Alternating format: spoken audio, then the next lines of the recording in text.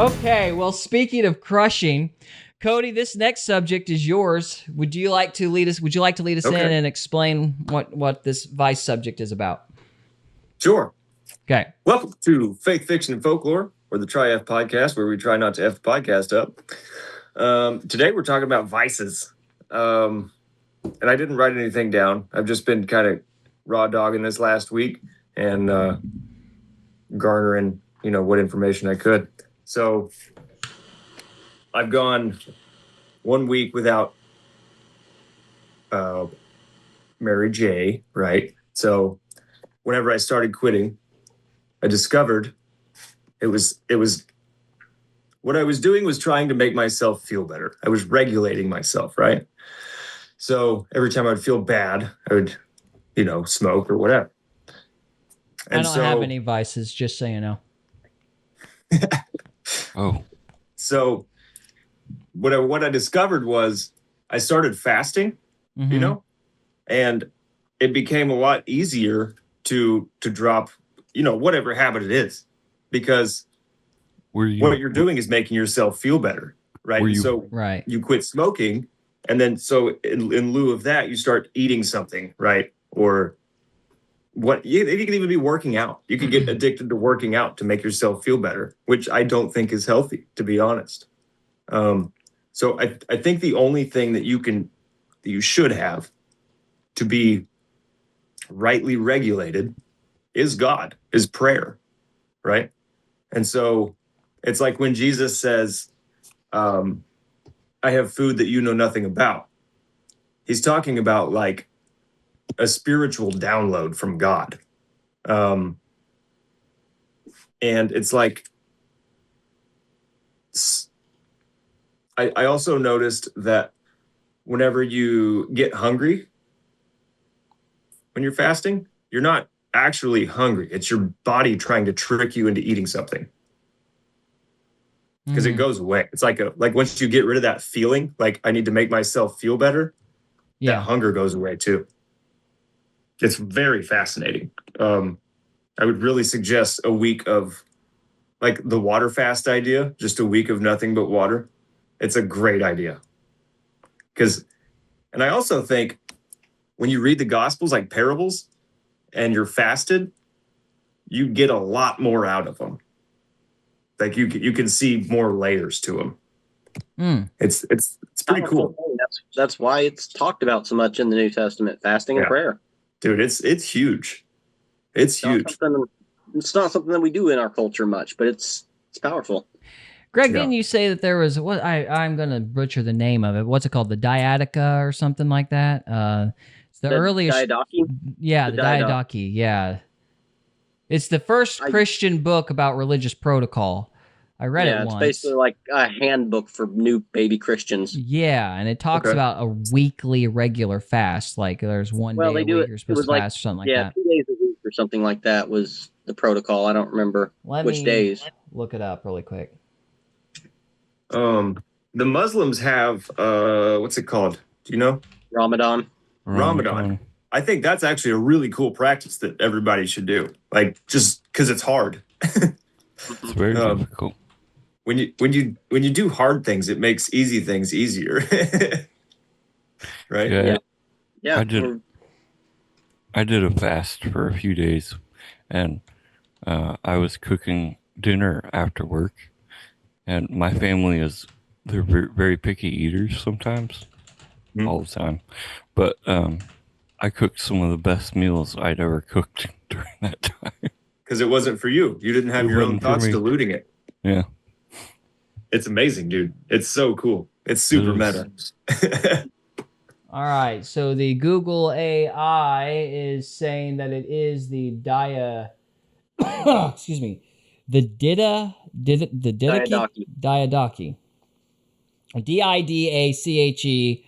written 50 to 120 AD, and it's known as the teaching of the 12 apostles. And in here it talks about fasting protocol. I didn't know about that. Mm-hmm. Yeah, it's an early one. It mentions, I've got it, I've read it. It mentions a lot of like basic stuff for like new Christians and how to act, because you got to think about the fact that new converts to Christianity were coming from Rome, where it was all hedonism and drunken orgies and stuff. Mm-hmm. And so just very basic stuff like don't do these things. Don't have orgies. It actually mentions abortion. It mentions abortion. Yeah. Like we don't do that. Yeah. Yeah. And then the whole chapter about false prophets and how to deal with people who come in claiming to be, prophets, whatever. There's a whole chapter of that. Speaking of that, was this written before Paul? No, this is after Paul. Oh, okay. Sorry, that was a joke. One of these days, we're going to do one of these Bible readings over the epistles, and I am going to go after you mercilessly. So, I just want you to it. Yeah. Will you bring out the apologetics? I will bring out the apologetics of Paul. Holy crap. So we love you, Gary. He's in Acts too. Wait, did you say Paul was an actor? No, he's in Acts. Oh, these puns are killing me. Holy cow. All right, Caleb. I apologize. That hurt a little. That hurt. I felt a lurching. I'd say it was punny. Oh my gosh. Okay, Caleb says, you don't need to quit. You just need to grow your own. And then he's talking, and then he says, Ghrelin. And he says, hits way harder, ? So. Ghrelin? Ghrelin. He's talking about your hunger hormone. Ghrelin's your hunger hormone. Gotcha. And you don't need to I have grown my own before. Do what? Oh, sorry. No, you're answering his first one, so go on. Yeah, I've grown my own before. I think it's useful, because it does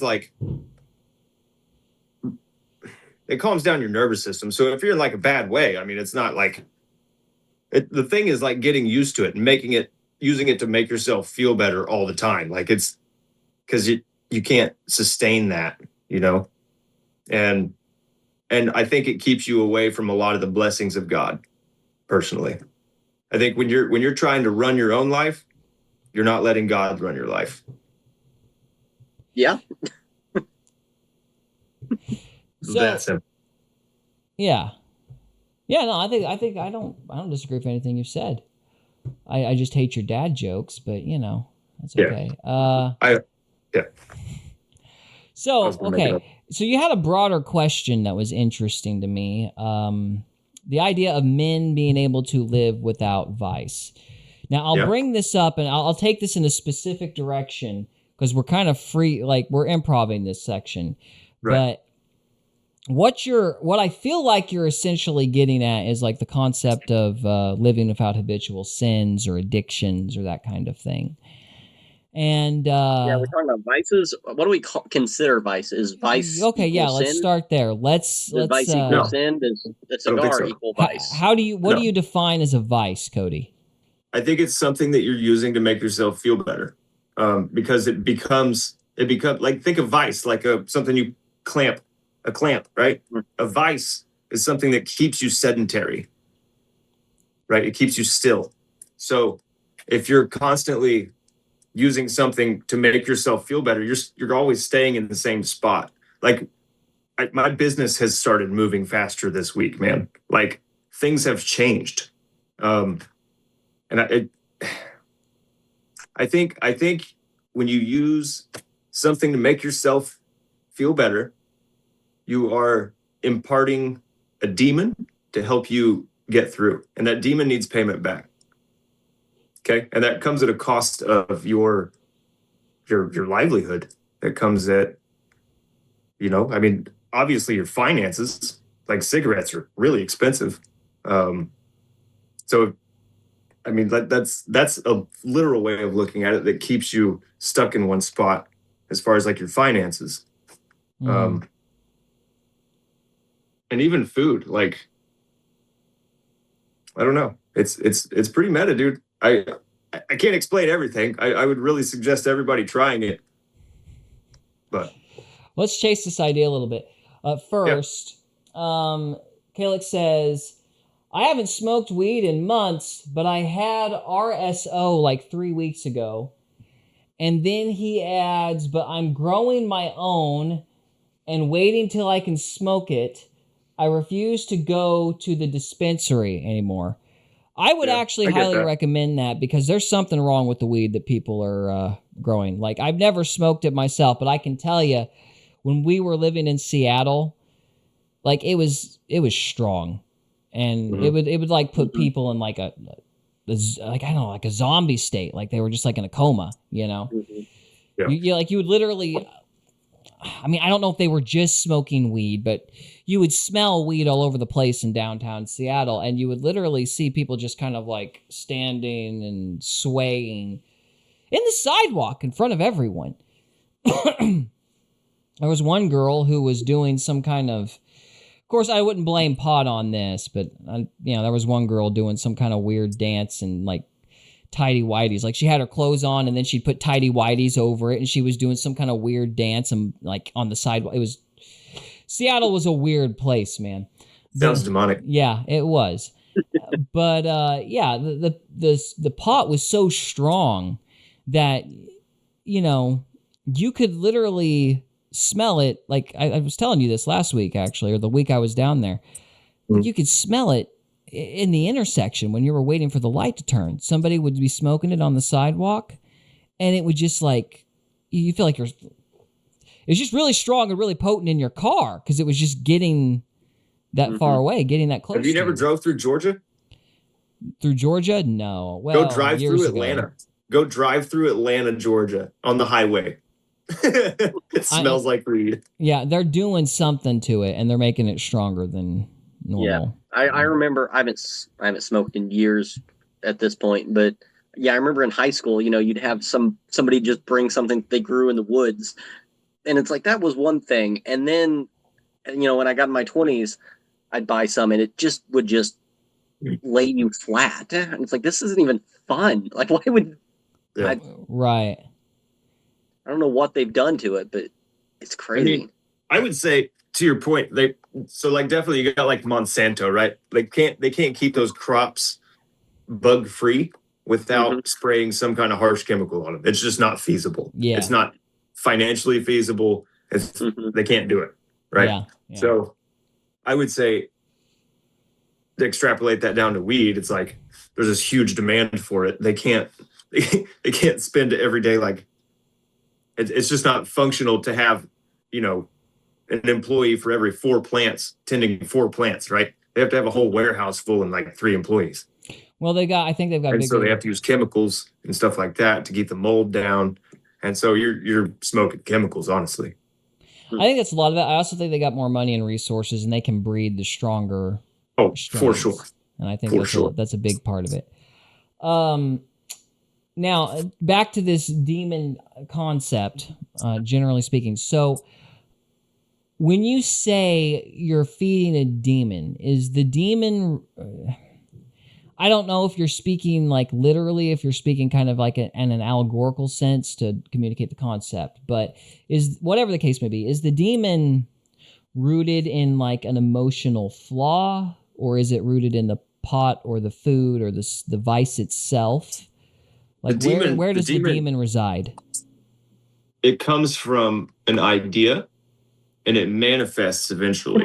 So, like a demon is an ideologue. So, saying, I need this weed to regulate my nervous system because I'm broken, I'm flawed. So I don't believe God can heal me, so I use this instead. Okay, so the demon is residing in the attitude. It's in the thought. So, yes. Okay. Yes, and then eventually you become I guess I used the wrong word, an ideologue for the weed, right? And so you're pushing it to other people, and you're spreading this false god. Okay. You become, let's see, it's not ideologue. What would be the term? You become an advocate. Advocate. Okay. So, and almost like a proxy for the substance itself, maybe? Yes, 100%. Okay. And so, but like, demons don't care what you think they are. As long as they're getting worship. As long as you're not worshiping God, that's what they care about. Yeah. Well, also, I think it helps or serves their purposes, let's say, to get people in a place where they don't know how to use God for comfort. They don't know how to use God to help them process what they're going through. Which, you know, I'm not going to throw stones on that score by any stretch. But yeah, so, no, I think I understand what you're saying. So, can a man live without a vice? And should a man live without a vice? What do you think? Oh, what do I think? Oh, goodness. I think he should live without vices. Okay. I would add a question as to at what point does something become a vice? How do you, like, is it hypothetically possible for the concept of moderation? I think you'd have to ask that question first. Because a lot of, you know, obviously, for example, with alcohol, now, a lot of people think you can drink in moderation, and if you drink in moderation, it's not a vice. Now, if I were to answer my own hypothetical, and I'm literally thinking out loud, so I'm not going anywhere in particular. I would say, when posing that question, I would say, okay, if you're using the substance to self-medicate, whatever it is, it's a vice. Moderation is fine. Like, say you're drinking for a social outing, I wouldn't get drunk.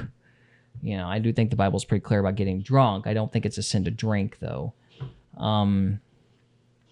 But, you know, if you're smoking, let's say that's a way you're building rapport, that might be okay, maybe. But if you're using it to deal with, like, as you say, deal with your own problems, you know, then it's probably, then it transitions into a vice.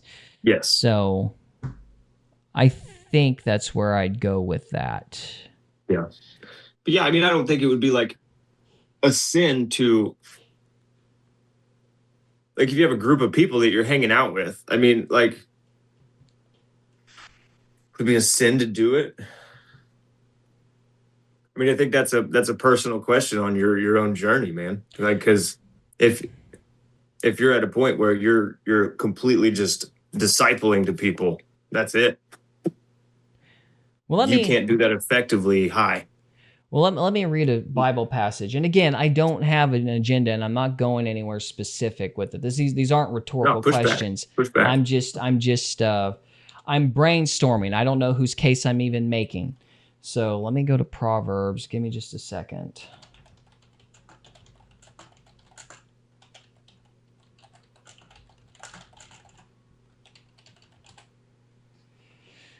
And we shall return to the cesspool that is becoming Bible Gateway, because they keep playing Amazon commercials. Say we need some music.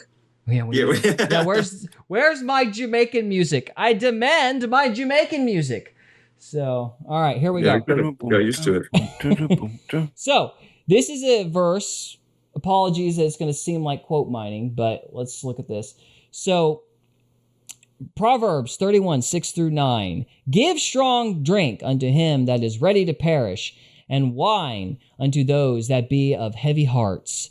Give him drink and forget his poverty. Let him drink and forget his poverty, and remember his misery no more. Open thy mouth for the dumb, and the cause of all such as are appointed to destruction. Open thy mouth, judge righteously, and plead the cause of the poor and the needy. So, I don't know why it included 8 and 9. That seems to be starting a different thought. But what are you guys' thoughts on 6 and 7? 6, 7. Oh, we're lame old people. So, I don't get it. Okay, do you want me to read all of 31 to get it more context? Would that help? Tell me the verse. Proverbs chapter 31. This is not Solomon. This is King Lemuel. And this is a prophecy that his mother taught him, which is another interesting point. Prophecy does not always mean telling the future. Prophecy has like different meanings depending on the book and context, I think. Anyway, while you're looking that up, let me catch up with Calix's stuff. So let's see. You said 30. What is it? Proverbs 31. Proverbs 30. chapter 31, verses 6 and 7.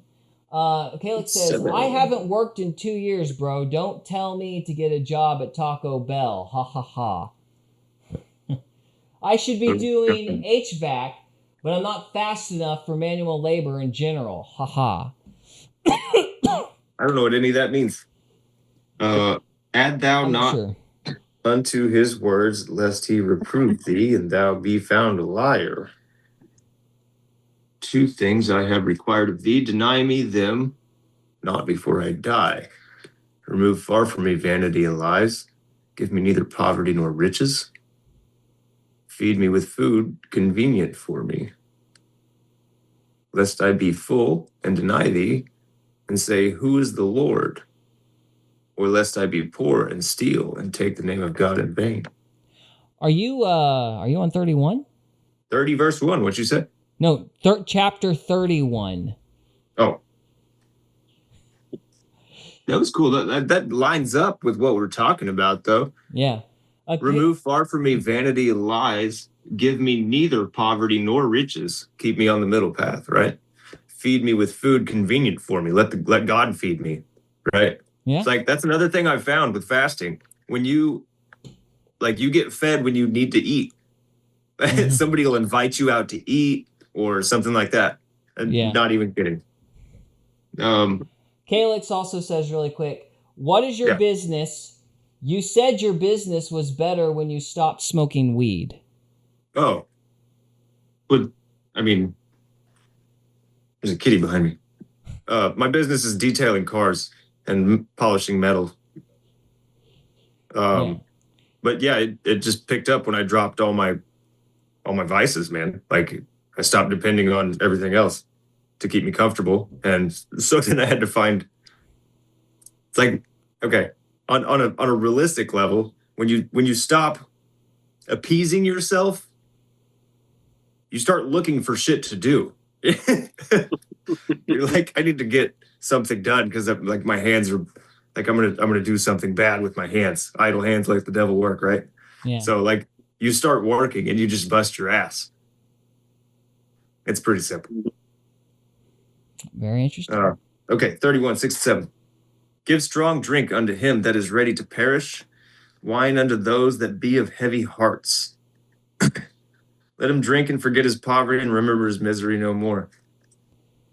So I'll read the first bit. I don't know if that'll help or not, but the words of King Lemuel, the prophecy that his mother taught him.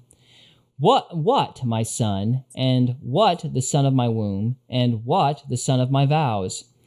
Give not thy strength unto women, nor thy ways to that which destroyeth kings. Is it not for kings, O Lemuel? Is it not for kings to drink wine, nor for princes strong drink, lest they drink and forget the law, and pervert the judgment of any of the afflicted? Well, that changes the context, doesn't it? Give strong drink unto him that is ready to perish, and wine unto those that be of heavy hearts. Let him drink and forget his poverty, and remember his misery no more. That seems. So it's not like. Go on, Greg. I don't really read that as like condoning it. It's just like, you have a higher purpose. Huh? So let other people, fall into these vices. Huh? Yeah, 100%. Yeah. That's how I would read that. Huh? So if you want to be more functional, if you want to serve a higher purpose, you should abandon these kinds of vices.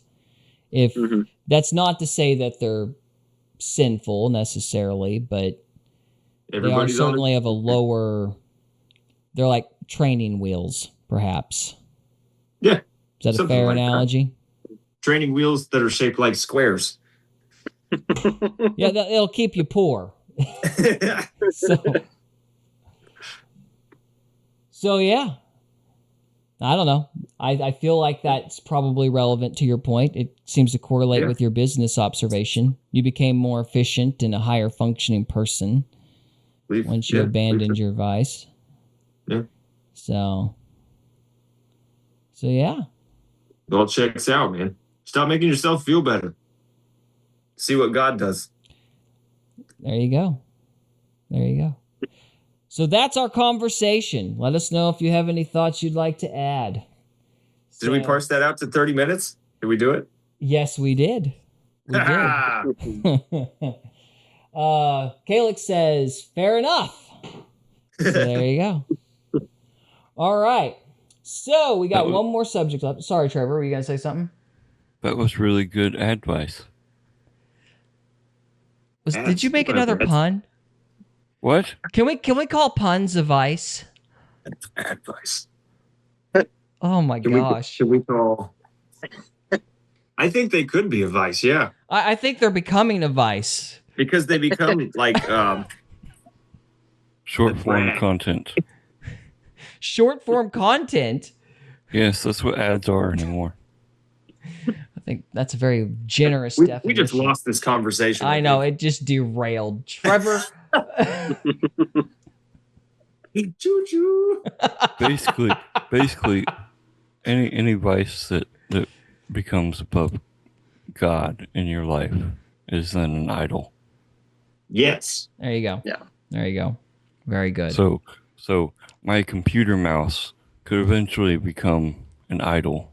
I guess if you like it that much, yeah. If I like it that much. Yeah. How are you using your computer mouse for self-comfort? He could be whipping himself, giving himself lashes. Sure. This is all I deserve. This is all I deserve in life. No, just to get my point across.